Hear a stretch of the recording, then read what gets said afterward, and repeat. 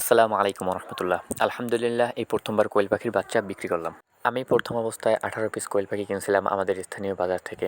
18 piece কোয়েল পাখির ভিতরে 2 piece ছিল ফিমেল কোয়েল পাখি, বাকি যে কোয়েল পাখিগুলো ছিল ওগুলো সব ছিল মেল কোয়েল পাখি। তো আমি এখানে বড় ধরনের একটা ধোঁকা খাই। আপনারা যারা প্রথম অবস্থায় কোয়েল পাখি পালন করার চিন্তাভাবনা করতেছেন তারা অবশ্যই কোনো খামারের থেকে কোয়েল পাখি নেওয়ার চেষ্টা করবেন।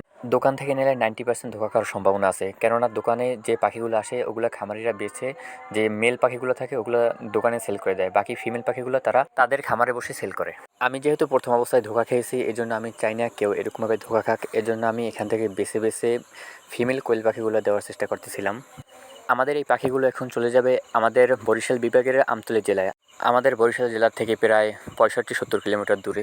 যেহেতু পাখিগুলো অনেক দূরে যাবে এজন্য আমি ভালো মতন প্যাকেটিং করে দিচ্ছিলাম, ভালো মতন আটকিয়ে দিচ্ছিলাম যাতে করে কোনো মাঝপথে কোনো সমস্যা না হয়। এজন্য চারপাশ দিয়ে ভালো মতন ফুটো করে দিচ্ছিলাম যেন শ্বাস নিতে কোনো সমস্যা না হয়। বাকি আল্লাহ ভরসা। আপনাদের কাছে একটাই চাওয়া, আপনারা সবসময় আমাদের জন্য দোয়া করবেন যেন আল্লাহ তাআলা আমাদেরকে হালাল রিজিক কামাই করার তৌফিক দান করেন এবং ব্যবসার ভিতরে বরকত দান করেন। আমিন। আসসালামু আলাইকুম রহমতুল্লাহ।